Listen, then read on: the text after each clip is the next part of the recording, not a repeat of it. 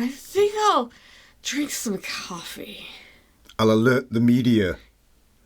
We're paraphrasing, but that's one of my favorite wise-ass lines in any movie, and I try to quote it a lot, but not many people get it. It shouldn't be such an obscure quote, but I guess it is.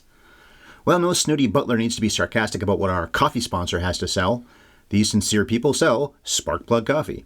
They have the freshest, fairly traded, premium Arabica beans in all of Canada. People who have postal codes in the US or Canada will get their shipments sent within a week, and our brothers and sisters who reside north of the border with us won't have to pay for shipping. No shipping costs. Sparkplug can put a wide variety of blends and roasts into the bag, including rotating seasonal blends. They don't insist you put caffeine into your mug either. They offer half calf and decaf. But here's a deal that'll help you get perks and deals. Become a member of Sparkplug's Autopilot Coffee Club. You'll save money on every single order if you're in the club. If you'd like, you can customize to get your orders when it suits your drinking needs. So this is just not something you can call a pedestrian Coffee of the Month club. Well, you can, but Hobson might come after you, or Liza Minnelli might. Don't mess with Liza. Your destination in that thing we call a browser is sparkplug.coffee. Add a /HYES to it, and by using that HYES promo code, you will save 20% off your very next order.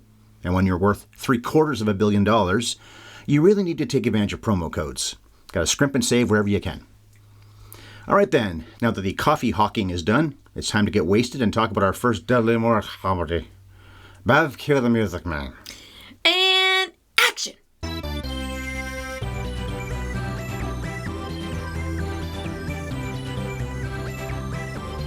Have you ever seen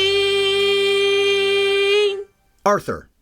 Hi there, good folks, and welcome to the 567th dose of podcasting action here on Have You Ever Seen?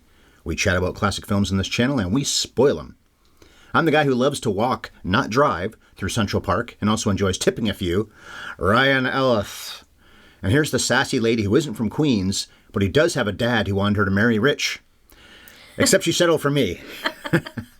My wife, Bev.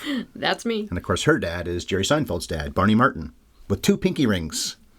One for each pinky? Yeah. Otherwise, he's already rich. Otherwise, he's a tank top wearing kind of guy with that big gut. I have a big gut. His is a lot bigger. So this is our first episode of February. Because Valentine's Day is this month, we'll be covering a half dozen romantic movies, 4 by the 2 of us, then 2 I'll talk about on my own. And we're calling February, Love in a Word Month, since all the flicks will be one-word titles. And the first one here will be Steve Gordon's Arthur. So the coming attraction's opinion question is, Arthur Bach will inherit $750 million if he just marries the woman his family has picked out for him, even though he doesn't love her. And he loves Liza Minnelli. If you had $750 million coming to you, name 3 things you would do with that much money. Well, Ryan, I would build hospitals. I would build an orphanage. And then I would buy a private jet for myself. Stop lying as well? I would stop lying. I will say, okay, I would very much enjoy being rich, but $750 million is way too much money for one person. Mm-hmm. I honestly think it would be immoral to keep all that money. Maybe not build hospitals and orphanages, but you could never spend it in your entire lifetime. And I think I would keep 50, though. And I read that it would be $2 billion adjusted for inflation. Now, that's how much he was going to get. That's a scandalous amount of money. My 3 things, our friends and family would be set for life. Some of them would probably not take it, but we'd make them take it. They'd never have to worry about their house being paid for or anything like that again. They could all probably quit their job, too. Second thing, we'd be taking 6 or 7 vacations a year, if not more. We would just live on vacation. Maybe. And the third thing, I'd quit my job, of course, and buy some land where I could build a rec facility with baseball fields and basketball courts and gyms. And we'd coach kids, because I'd have to hire a staff, coach kids and give them a place to go after school or when they just need a place to stay because life at home ain't so hot. Oh, and my own softball games would always be there on my gorgeous fields. So it's a little bit selfish. And we could use the money to build a tall fence between your kid-friendly playground and my dog-friendly playground. Yeah, there you go. I remember I said that to somebody a long time ago, a date I had, probably back in 2008 or 9, and she was impressed by that and also said, something like that tracks. That makes sense. I don't think I come across as a generous person, and she didn't know me that well, but I said that back then, and I still feel that way. I don't really like kids that much, but if I could do something useful like that, we're talking about, it would be a staff. I'd be in charge. I'd be the CEO. I wouldn't be there all the time. You would interact with the children. But I'd be there a lot. And I do like coaching kids, and even coaching people our age. Okay, we'd also just blow it on shit. Oh, hell yeah. Arthur was released by Orion and Warner Brothers on July 17th, 1981. We haven't covered 1981 movies since On Golden Pond, which we did many years ago. Well, out of curiosity, I looked up who the competition was because it won the Golden Globe. Mm-hmm.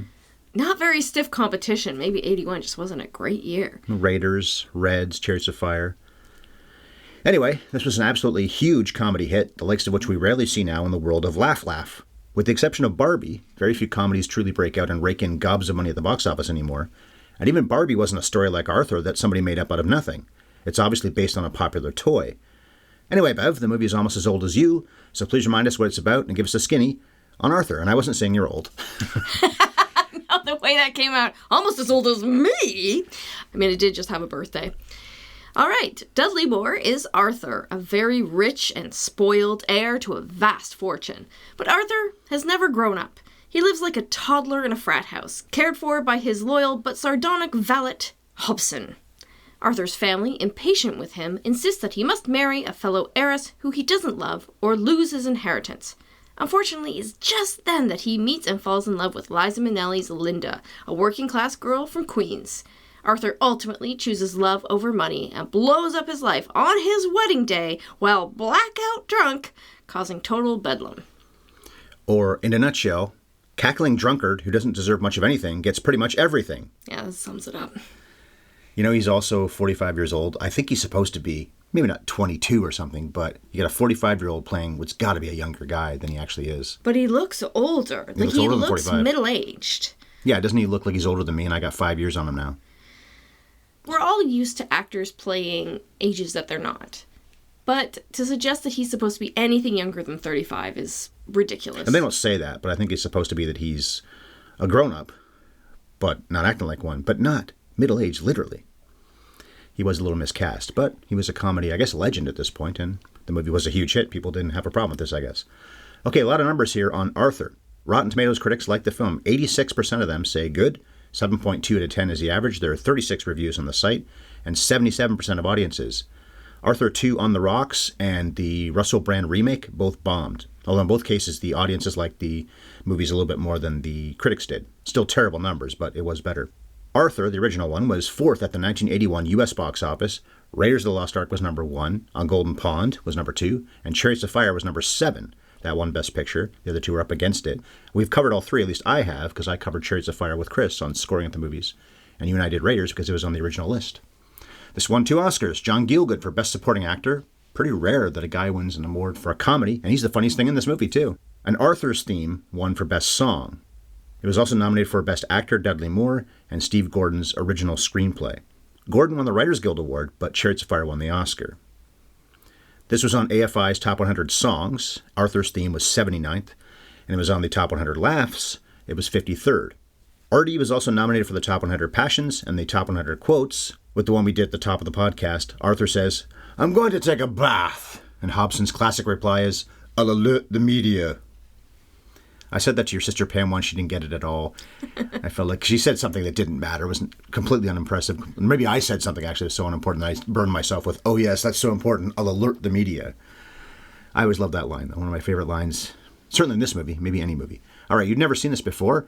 First love story this month. There's a lot of love in it with 2 guys, but of course it's supposed to be with a man and a woman. What'd you think of Arthur? You know, I remember this movie and the sequel from when I was a kid. I never saw it, but I was definitely aware of it. And then it fell right off the radar and nobody really talks about it anymore. It's like a relic. And I was shocked to discover how popular and successful it was because it's bad. It's weirdly dark, which is fine. You know, I love a black comedy, but it doesn't seem to stick with that tone. It then becomes light and silly. Maybe it would have worked better if it picked one or the other. Maybe it was hinging on some goodwill I was supposed to feel for Dudley Moore. I'm not that familiar with him as an actor, so I come into it blind, and he's just immediately so obnoxious. His cackling in the opening scene is hard to get past. It's terrible. Maybe I'm just a killjoy, because all I can think when I see Arthur is, man, I would hate this guy. Yeah. He's terrible. Drunks like this are very annoying. I don't understand why anybody puts up with him unless they're on his payroll.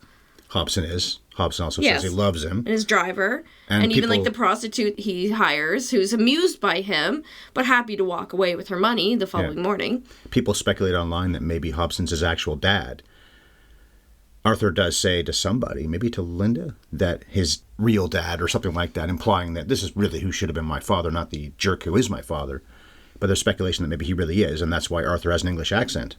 Although just because you have an English parent who does speak that way still, even though he lives in America and probably for all of Arthur's life, you wouldn't sound that way just because you're around him. And even he probably shouldn't, meaning Gielgud, probably shouldn't sound like that anymore because he's lived in America for so long. You lose the accent eventually. He probably went to boarding Unless you're schools. Arnold. He probably went to British Could be boarding that, schools. okay, yeah. I have a friend who, Canadian family, they kind of grew up everywhere, but his family's definitely Canadian, but he went to boarding schools and he has this half Canadian, half British accent. Okay. All right, I'll get off that point then. Also, people love to say online, two things I saw over and over again. One is that Gielgud's real name, first name, is Arthur. He's Arthur John Gielgud. Not that it really matters, but he also didn't really want this role, by the way, but then the money was good. And he actually liked working with both Dudley and Liza. He said that I read that online anyway. The other thing you see online so often, I guess there's many things I just said, but a big one you see online so often is how many people could have had this role. Oh, yeah. Some who aren't that funny, like Robert Redford, who's been in movies where there have been laughs, and I guess he's gotten some of them, but he was going to play this character. Maybe they rewrote it because Dudley Moore is doing an impression of his former comedy partner, Peter Cook, who's the guy that says, "Marriage" in The Princess yeah. Bride. And he also, meaning Peter, was a fall-down drunk. That's why they didn't stay working together. So I'm not sure Dudley Moore was anything like this. And maybe he's truly just playing this character. And maybe the script was changed because of how he is. Maybe if they got Nicholson, who of course was such a big name, or if they got Redford, if they got any of the other names I looked up, the movie would be a whole different film. But then, I don't know, it seems weird to me if it was going to be anything like this, how they would have done this. We may not like him very much, but this is such a singular type of character. Well, tell me, what do you think of his performance? I laughed at some of his things, not much. I hated him in that opening scene. He's so obnoxious and annoying. He's annoying. But when he's with that guy Bert, his potential father-in-law, the whole moose scene, I did laugh at some of that. And other times as well. But it's Gielgud. Liza's fun in this. Actually, Liza's pretty good at convincing that she's actually in love with this guy. Good actress, I guess. She's gotta pull it off. It's the only reason you're supposed to believe these two are together. There's never a moment where he does anything redeeming that she might fall in love with him for besides being rich. But we're supposed to believe that she's so in love with him she could care less. She You're wrong. just could care less if he has money or not. You're missing a big thing, although it's maybe because he's rich. But he sees her still the tie for her father at okay, Bergdorf's, and then he lies and says, "Oh, no, that was for me. I'll just pay you right now, sir," and gets her off the hook in the process. That's right. And then they have some laughs, like at the party scene when they steal away to the stables and he's making her laugh. Okay, I kind of buy it that she enjoys this guy's company, but man, what kind of person would want to be with a man like this? If he's worth $750 million, who am I? I get it. Well, marry him and let him die of liver failure, and then you get all his money. How could you be broke and put up with somebody who's this? He is so bad. But you know what? You're overlooking a key factor here, and it says online something I didn't notice the first time I saw this a long time ago, but I looked for it this time, and that is that when he's around Hobson, Hobson's obviously seen him be hungover and even flat out drunk. He knows the hangover regimen. Hobson does.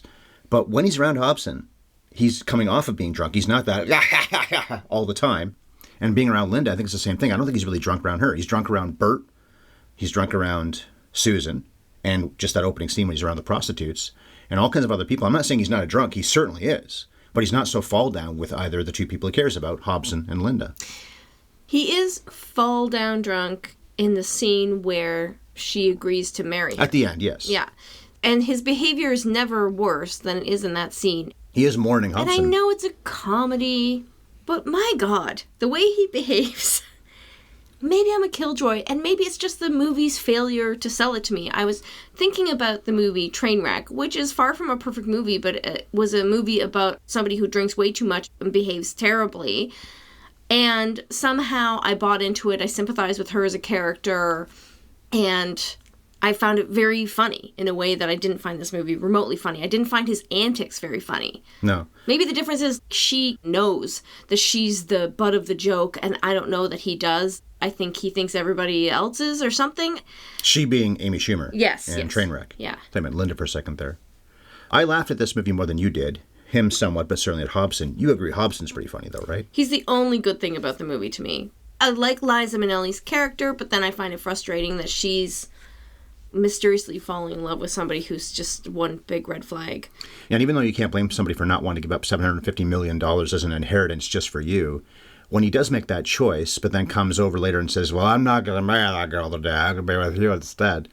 When he's being like that anyway, the over-the-top drunkenness and this rash thing, which always works in movies anyway, it's so ridiculous, you'd think she would say, you had your chance, and I don't blame you for making that choice, but you made that choice. And that's what's so bad about the ending, is that he gets her and he gets the money. I mean, of course he does. You don't think for 1 second he's not going to get that money. I didn't feel like there were any real stakes involved here. And he makes the decision to choose her over the money when he is blackout drunk. Mm-hmm. And on what planet would they have had a happy relationship? As soon as he runs out of whatever money he has in his pocketbook, he's going to be the most insufferable, miserable man. There's a few things that are so inconsistent. For a rich man, other than having staff, how does he spend his money? He has nice clothes. That place in New York nice City, home. That would cost a lot of money, that place in New York City. But it's not like he's taking crazy trips. He's not going to the strip club and blowing a bunch of money, pays for hookers, sure. But it's not like we see him live this extremely extravagant life. If he had been the type of man who was just born in Skid Row, I think he probably would be the same person. No, probably. Right? So it's possible that he would be just as happy as a broke man as long as he had enough money to get blind drunk whenever he felt like it. He can stop drinking when he wants to. He doesn't drink at all when he's in the hospital with Hobson. And that's weeks. Yeah, that's like his save the cat moment. He has to do something extremely redeeming, otherwise he's going to completely lose the audience. It's sweet, but I don't know, at that point I was so lost. I just wasn't feeling the movie at all. And another thing... I really take issue with the end when they're trying to decide whether or not to keep the money or not. And she says, I've been broke my whole life and I'm happy. And he goes, well, I've been rich my whole life and I've been unhappy. And I'm like, stop right there. Unhappy? All you do is laugh. Make his own jokes, make his own life. He doesn't seem to care what anybody thinks about him. He's doing nothing but having fun. We never see him be sad 1 minute of the film. Well, he is about Except Hobson. when Hobson dies, which, of course, his father figure died. But then he goes on a binge. He locks Hobson's room, so presumably no future butler or valet is going to get a chance to be in there. And the sequel, I guess, Gielgud appears as a ghost. Most of these actors came back for the sequel, Arthur 2 on the Rocks, which did not succeed at all, financially or with critics like this did. And yet most of the cast came back. You'd think that would work. Even the dead guy came back. But the end with the grandmother, Martha Bach, Geraldine Fitzgerald plays her. So with the grandmother at the end, her whole thing is, no Bach is going to be working class, which probably stings more than it would have then. That might have been a funny line back then, but the average person, especially younger people that watch this movie now, if they did, would probably feel like, what's wrong with you? Well, there's nothing wrong with the working class. But it's supposed to be funny, I guess, in this case. I think we hate that the she's rich such an elitist a lot snob. more than we did in 81. Yeah, it's true. In general. This movie, though, too, I said this to you when it was in the credits. I love Back to the Future, but I do get Crispin Glover's argument with the end of that movie, why he has a problem with it, which is that Marty gets to be wealthy. The family does, but Marty gets that truck he wanted. It's not the only way that their life is different. Of course not. It's not the only thing. And it's not that they're rich. They're still living in that same house, which isn't the best part of town or anything like that. But his problem was it's a commercial ending in a way because Marty has to just save his family's life that he ruined by having the parents not meet each other. He's got to fix that, but then he also is rewarded with money. This has the same basic idea. This guy gets everything he wants, and he gets to be, well, he has so much more money than the McFlys do, but he gets everything he wanted just because his grandmother's a snob. I don't want you to be working class because you have the Bach name. And this is my post-financial crisis, Occupy Wall Street attitude here. But it is hard to root for a guy to just get all this money for nothing. He's the last person in the world who deserves it. What are the stakes here? If he doesn't get his way, he's going to have to marry this woman and gulp, get a job. It's like they're begging us to hate him. They make it so hard to sympathize with him. And he never has a redemption arc. He always loved Hobson. He's always good to Hobson. But that's not what we need to see from him. We need to see him actually grow up, not use his money to make his buddy's experience better. It's a kind thing to do, but it's not the mature thing to do necessarily. I think the hospital scene is supposed to imply that he's growing up, and Hobson even says that. But then the next thing he does is get the drunkest he ever gets, cause a complete scene at the wedding. The worst things he does in the whole movie follows Hobson's death. So he's not grown up. Well, Hobson doesn't know this because he's dead. Well, no, but my point is the audience knows this. Yeah. I knew this was going to be a tough podcast. Well, look, I'm not a big fan of the movie either. Yeah, I remember not yeah. liking this movie that much way back when. But you know me, I want to cover the AFI lists and Oscar winners, and we've never covered Dudley Moore before, and he was a big name back then because he had done Foul Play 10, which I think was a pretty big hit, the one with Bo Derek. And then later on, Mickey and Maude. He didn't do that many more movies beyond that, but those are pretty well-known big titles back then. And, of course, the sequel to this he did, too, in the 80s. We've only done Liza Minnelli once. It was a long time ago when she was in Cabaret. We've covered Gielgud before, great stage actor in some movies, but here he is doing something completely different and winning an Oscar for a comedy performance, which is so rarely happened anyway, but especially back then. He doesn't even have that much screen time in this movie. The movie really does miss when he's gone. He needs to go, but we said that about Jude Law and The Talented Mr. Ripley. Same thing. He needs to go for the story to work at all, but the movie loses a lot when he's gone. Never recovers from the loss of that charisma bomb. Although he is a bit of a snob because he snarks at Gloria, the prostitute, when she and Arthur wake up and he makes her leave. But then she was going to go anyway. It's not like Arthur's going to hang out with her all day long. She doesn't seem that fuss about it. She's probably pretty used to it. And it's for the sake of comedy, but he snarks at Linda as well when he goes to her place. Calls it revolting. But then he also convinces her to go to the engagement party because he knows this is who Arthur really wants. It's Linda. Some of the other funny scenes in the movie actually involve another older guy, and it's Barney Martin. When he's crying, I think you laughed at some of that stuff. When Linda and Arthur are not going to be together for one reason or another. Oh, yeah, he's funny. The dad is funny. Weeping because, oh my God, she's not going to be with somebody who has money. She has to play this person who somehow magically could care less about this fortune. Either it's appealing to you or it would turn you off because they come from such different worlds. People like this just don't typically mesh well. I did love the scene where he's trying to find a compromise. He has to marry Susan, but he wants to keep Linda. And I think it's Hobson who suggests, why don't you just keep her as a mistress? Or maybe it's his dad that says that. I think a few people say that to him. Yeah. So he shows up at her apartment with a check for $100,000. For acting lessons. Right. But her performance in that scene conveys everything that I think any normal person would be thinking. I can't take this money because you would be buying me. Money like this is never free, and it would mean that I would be owned by you in a certain way, and I just can't have it, and I just can't be that person for you. I can't be your mistress. I can't accept this. It's an insult to her to be offered that money. I think Steve Gordon's intent, though, is that Arthur means it to be, this is for you. I will never miss this anyway. Arthur doesn't realize what he's doing because to him, first of all, $100,000 is nothing. Right. And he just doesn't understand what it's like to be poor and what it's like to be vulnerable and what it's like to need money the way that she needs it and the way that her father wants it. And he's also so childlike. He's oblivious in that moment. Oh, by the way, the scene when they first meet, she steals the tie and they end up on the street in front of Bergdorf's. I love how the commotion draws a crowd who get really caught up on this. This has happened in many movies before, but that scene amused me. Another reason why Linda might like him as well is that when they go out, it is to a very fancy dinner that probably costs, even back then, hundreds of dollars. But what's the next thing that he and Linda do? They go to an arcade.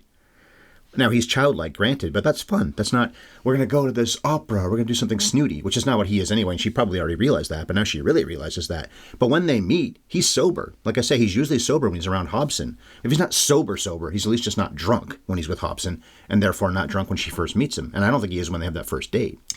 Yeah, when you think of the character of Arthur as it's been portrayed in pop culture since then, it's that he's always as drunk as he is at the beginning and the end of this movie. For most of the film, he's certainly drinking for a lot of it, but he's sober or not fall down drunk for most of it. The scene where he meets his potential father-in-law, he's pretty loaded then too. Bert, yes, the that's scene right. with the moose. But again, I think that scene actually is one of the funniest things that Dudley Moore does in the whole movie. And apparently he was improvising so much that the actor was driven crazy.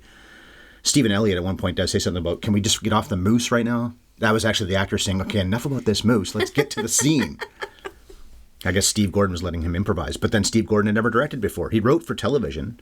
He directed TV, so he had never directed a movie before. He died quite young. He died the next year of a heart attack or a heart-related thing. He was only in his mid-40s himself, so he made one movie as a director and a writer. He got nominated for an Oscar for it and won other awards. Huge hit. And then not alive anymore. So he's credited with the sequels in the remake, or sequel in the remake, and I think even some other things. They've remade this in other languages. I guess maybe his estate must get some money for that then, because of the rights issue. He wrote this, an original screenplay. I read that there's tons of versions of this in India. It was really popular in India. Yeah. Right. I mentioned a few minutes ago that he's drunk when he meets Bert, and it's later that night when he has the dinner with Susan when he's really drunk, so he obviously just kept on going. He calls her an asshole when I thought she was being nice. Yeah, she's probably a snooty person, and this marriage is not going to work. Mostly because of him, though, because it seems like she's trying to be relatively nice. And she's in love with him for some reason. And he says, you're an asshole. That didn't make a lot of sense to me. He does propose, and then shows up at Linda's at 3 a.m, drunk off his face. The whole thing where he puts the glass on the side of his car, though, which isn't really a proper place to put it because it's going to fall. It doesn't fall. But I did like the way Moore played that. Yeah, I agree. That was a pretty cute moment. And yeah, Susan, you don't like her because of the way she plays stuck-up rich girl. But she doesn't do anything to deserve what he puts her through. I think Gordon wrote her to be that way, but I don't think that Jill Eikenberry played her that way. He wrote her to be nice and is No, wrote her to be a jerk, and she's not a jerk. Because there's nothing about her behavior that's jerky. And there's also nothing that explains why her or her father would want anything to do with him. She's beautiful. Yeah. She's not old. There's nothing wrong with her. Why does she want to marry him? She could have anybody. But then again, are the Johnsons, that's their name, Bert Johnson, Susan Johnson, are they as rich as the Box? Well, who could be? They're so rich. All he would have had to do is write a line there about how their family isn't necessarily that rich, but they have a political dynasty. So there's trading of families where you say, well, they want your money and Arthur's family wants their clout. And so therefore you two should get married. And she's just game because she's really ambitious or whatever. That might explain it. It's not like I root for them to get married because obviously they shouldn't, but it's hard for me to root against Susan. The movie doesn't give me anything to latch onto there. The worst she is when he jilts her on the wedding day. Justified. Who can blame her for that? And then Bert tries to kill him, grabs a cheese knife. How does Dudley Moore put that when he's so blitzed and he's already been hit by the guy a few times? Does he want some cheese? He says to Linda, something like that, when the guy pulls the knife out of the cheese and does try to kill him. But it is Grandma that puts a stop to it by yelling at Bert. And Dudley Moore's all banged up and bleeding and his clothes are ripped from all this with Bert backstage. What do the guests think? How many weddings actually? Gone at that point. No, they're all still there when you say, "There won't be a wedding today." They're still sitting there. Oh, yeah, that's right. And they must all be Susan's guests because other than his staff, does he have any friends? He does not have a single friend. And his best friend and father figure is dead. Yeah. Bitterman, I don't know if he's inside. I don't think he is. He might be outside with the car. Bitterman's pretty good. Ted Ross does a good job playing a guy. Yeah, I agree. Seems like he actually likes Arthur. He's the one that comes to Arthur when he's doing something. I would like him too. I would like an employer that doubles my salary on a whim because he's in a good mood and he's drunk. We always say, God, these rich people who don't pay their staff well, I can't imagine if I had this kind of money, if I had $750 million, anybody who worked for me would be getting paid really well. I would make sure they had lots of vacation time and pensions, like whatever, you name it.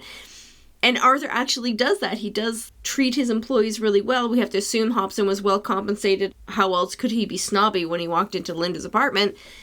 Bitterman also, when he says, I'll double your salary, Bitterman's like, great. It's just a day at the office for him.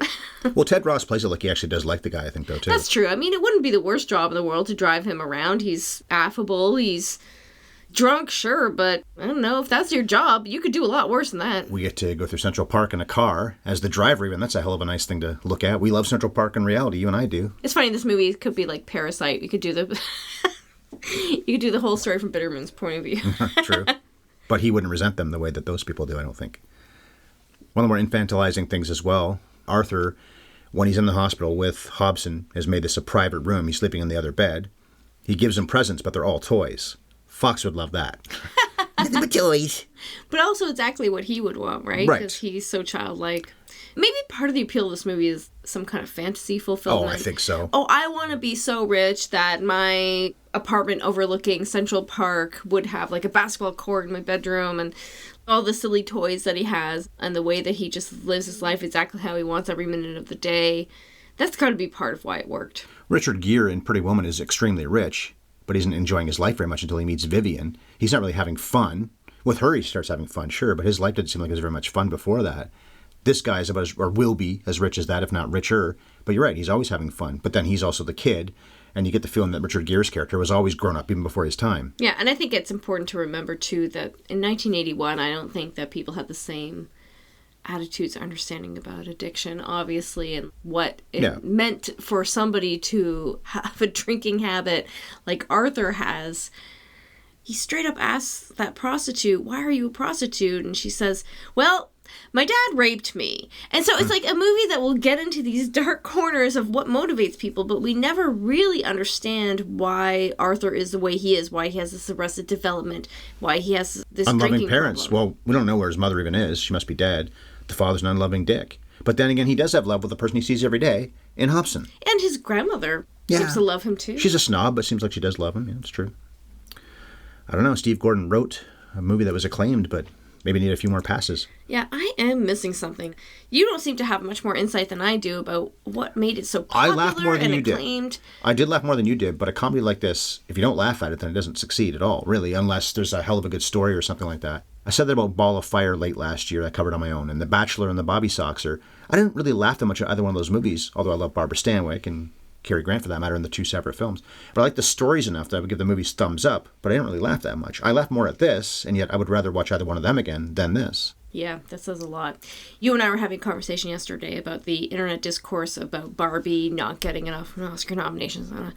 We'll talk about it in the Oscar special, but I said to you, Barbie isn't going to win the Oscar for Best Picture, but 10 years from now, Barbie will have won, because not necessarily it's the better movie, but definitely is the more zeitgeisty movie, but not even zeitgeisty. 10 years from now, people are still going to be singing the songs. They're still going to be sharing the memes. There will be a sequel. Is there a sequel? Is that in the works? I think so. Will there be a sequel to Oppenheimer? No, but I don't think that a year from now people will be talking about Oppenheimer. Not to say it's a bad movie. I didn't like it, but I'm not saying it's a bad movie. But yeah, Oppenheimer, is that going to live in the public consciousness? No. And I bring that up to say Arthur was a popular movie at the time, but even just a few years later, the sequel bombed, so audiences were not looking for more. Yeah, they made a remake, which nobody cared about either, but nobody talks about this movie. Nobody even really talks about Dudley Moore anymore. I know he was a movie star at the time, but these are things that did not stand the test of time. Some comedies last, some comedies don't. Some comedies you watch 5 years later and you're like, what was I thinking? This is not funny at all. Some comedies you watch 50 years later, still golden. The next movie we're going to cover, we've already watched it. And we laughed a lot. Ninotchka, a very old movie, 1939? Mm-hmm. I laughed way more at Ninotchka than I did at Arthur. Too. Pretty steadily, too. And just like a delightful movie, beginning to end, too. Especially at Garbo. She's really good playing the stern Russian. Mm-hmm. It's almost a shame when she's not the stern Russian anymore. Yeah. She's not as funny when she's being nice. So I covered Dudley Moore's credits already and talked about him basing this on Peter Cook. He did make the crew laugh a lot, too, which is not easy to do. Crews have seen everything, so they thought he was funny. Liza Minnelli was in the sequel. She also won the Oscar for Cabaret. What was that, 9 years before this? But maybe the best thing she's ever done, especially when it comes to comedy, is a great supporting role. She was in some of the episodes of Arrested Development. It's Lucille, too. Yep. So funny. Gielgud is in the sequel as a ghost. He was also in 3 Best Picture winners, maybe more, but I saw these 3. Around the World in 80 Days, Chariots of Fire, same year as this, which Chris and I covered, and Gandhi, the year after this. So that was quite a run for him, winning his own Oscar and being in 2 Best Picture winners in a row. And, of course, his stage career, which was a legendary thing, I think, already at this point. Geraldine Fitzgerald is the grandmother. She was in the sequel. I guess the plot of the sequel is that now he actually doesn't get the inheritance anymore for some reason, but he's with Linda, and I guess they're married, but he's got to get a job. So what we hear at the end of this movie becomes the plot of On the Rocks. So anyway, she's in the sequel. She was in Wuthering Heights, which we covered a long time ago when she was, I guess, a young woman. Also Dark Victory, the Bette Davis movie. We might cover that one at some point this year because that's also 1939, so it's also 85 years old, like Ninotchka. Bette Davis is in that. Jill Eikenberry, who does play Susan, the asshole. Not an asshole. She's Charlize Theron's mom in Young Adult. Oh, yeah? Mm-hmm. Yeah, the one who didn't get the fact that her daughter is an alcoholic. So she knows about alcoholics. Yeah. In her family, one could have been her husband, and one is her daughter in a future movie. But she's best known for L.A. Law. All through the 80s there, she's, I think, one of the main players in that. Stephen Elliott, her dad, Bert, was in the sequel. He played the surly police chief in another monster comedy hit a couple years later, Beverly Hills Cop. He's the one that comes at the end and says, explain this whole thing to me, and then Ronnie Cox's character lies about what actually happened with Axel Foley. Ted Ross plays Bitterman. He was in the sequel, also in Fisher King and Police Academy, so he was in some pretty big comedies in that 10 or so years there. We briefly see Paul Gleason. He's one of the executives for the Dad's Company. He was in Die Hard, of course, and Breakfast Club. I thought we were going to see more of him. He's only in that one little scene. And then Lawrence Tierney, my way or the highway. What's it going to be, Mr. Pink? So Joe in Reservoir Dogs, and had made many noir films long before this. He's the guy in Linda's Diner asking about, where's my role? You recognize the voice when you hear it. He doesn't look the same as he does 11 years later in Reservoir Dogs. I think he looks a lot different at this point in his career, but you recognize the voice. Steve Gordon, like we said, only made 1 film, but did do a lot of TV before this, and was dead in November 1982. Robert Greenhut produced it. Charles Joffe and Jack Rollins are executive producers. All those people are Woody Allen's guys, as is Susan Morse, the editor, who cut for him for 20 years. And I'm going to cover Manhattan on Friday, so that's an interesting combination. But it's a New York movie. Maybe that's why. I don't know. Maybe they all knew each other. Maybe Woody knew Dudley Moore. I've never heard that. The film is 185-1. We watched it on Canopy. Cinematographer Fred Schuler also shot The King of Comedy, which is a pretty funny film. We saw that many years ago, you and I, just for our own edification. And he was a technician on some big titles, Dog Day Afternoon and Manhattan, which was a couple years before this. He was a grip or something, or a lighting technician before he became a cinematographer. I mentioned Susan Morse, the cutter, and Burt Bacharach won his third Oscar. In total, he had 2 for Butch Cassidy and the Sundance Kid 12 years before this. He just died last February, so he lived to be very old, but won 3 Oscars, including for this. And Christopher Cross sings Arthur's theme. So what do you think of the look, the cutting, the music, all that? There's nothing all that special about it. There's nothing wrong with it. I think the real problems with the movie come from the screenplay, and there's nothing particularly inspired about much else that goes on in the film. It's in focus and it's in color. Yeah, basically. They're wearing clothes. It's a pretty good New York travelogue. We see a lot of New York. Yeah, I guess that part is nice. Okay, they had a good locations manager. Kudos to that person. Maybe that was Woody Allen's person, too. I don't think there's much that the technical people could have done to do much for this movie. Fair enough. What happens next? Well, we'll ignore the fact there's a sequel and a remake. Partly because apparently the plot is that he does lose the inheritance and has to get a real job after all. Which is what should have happened in this movie. So how about a fun what happens next? Well, Arthur can't stop drinking and is never remotely responsible, so Linda leaves him, and he just keeps living like this until his liver explodes. I guess that isn't fun, is it?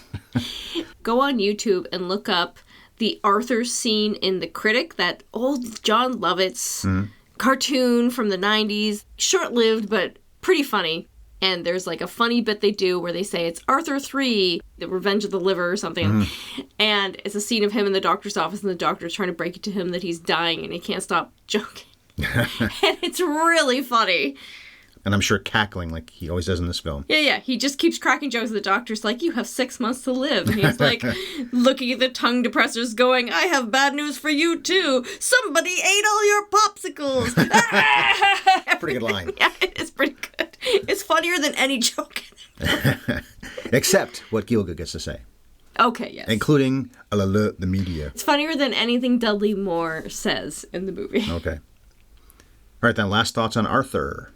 Well, there's a damn good reason why this movie has faded from the public's consciousness. Everyone who ever liked it must have just woken up with a hangover the next day and forgotten every single detail about it. Touché. Well, Liza's quite good, and she actually makes you believe that she's attracted to this putz, who's also a decade older than she is. That's not that big a deal, I don't think, but people really want to dwell on that all the time. I'm going to bring it up on Friday in Manhattan. I know, beyond that issue. The age difference is extreme with those two, though. The real love story is between Arthur and Hobson, though. Gielgud is by far the funniest character. I did laugh here and there at Moore's antics. So it's mostly a fun time with movies for me, not so much for you, I guess. But the ending just sucks. It's such a dumb compromise that he gets everything. He shouldn't get everything. You could say, of course he was going to. I don't know. There are a lot of movies made back then, I think. I can't think of one right now. Where if you're going to do this thing, you don't get this. And people said, fine, I want that thing more. Whether it be a person or a job or whatever it is you want to do. Look at the end of Cocktail. The dad won't let Tom Cruise be with Elizabeth Shue. And he's going to cut her off if they are together. And as he leaves the guy's place, that's the way I want it. Now, he does get to open that bar, so somebody gave him money, but probably his uncle did all that, and then hard work as well. He didn't compromise, according to that movie at least. He said, and so did she, obviously marrying him and having his kid, fine, if my dad doesn't like you, then I'm out of here. And they stuck with that in that storyline. They don't do that here. Yeah. Anyway, that was how we saw Arthur. Thanks for spending this time with us. On Friday, I'll be doing the talking thing on my own, and I'll be yammering on about a film I just promoted a second ago that Bev doesn't want to yammer on about, Manhattan. I know, Woody Allen. But it's a tremendous movie, I think, so still, I've watched it already. I really laughed a lot at it. If the ew factor is too much for you, then skip that one and listen to us another time. And I will address the real-life Woody Allen stuff at the beginning of the podcast. I've already recorded it, so I know what's happening maybe 5 minutes in. As for when Bev is back on the mic, that'll be next Monday. We finally covered Greta Garbo for the first time 2 years ago when we reviewed Grand Hotel. She vaunted to be alone in that. She didn't say vaunted, but we all say vaunted with that scene, don't we? But she's often surrounded by others, and she's also going to laugh in Ninotchka. The coming attractions opinion question for Ninotchka, another opinion question, not a trivia question. The famous moment when Garbo does indeed laugh happens after Melvyn Douglas does a pratfall. And does she ever let loose and cackle at his misfortune, just like Arthur does in this? Douglas gives good clumsy in that scene. But what do you think is the best and funniest pratfall in movie history? I know what your answer is. So for the answer to that question, check out... Maybe it's that one. It's not. It's on the list. For the answer to that question, check out next week's podcast about Ninotchka. You already know how to find us, but let me remind you to favorite or subscribe wherever you listen, which is also where you can find our archive of hundreds of episodes that are available for free. While you're there, leave us a rating and a review. It's a great way to support the podcast. We're both on Twitter. I'm at Bev Ellis Ellis. Ryan is at MovieFiend51. You can also find me on Threads at Bev Ellis Ellis, or you can reach us by email. Have you ever seen podcast@gmail.com. You can find our podcast on YouTube. Our channel is at HYES Ellis. And to enjoy freshly roasted premium coffee delivered straight to you in Canada or the US, please go to sparkplug.coffee/HYES and enjoy a 20% discount. We're not going to alert the media to end this episode, but I can alert you to say your famous last line. And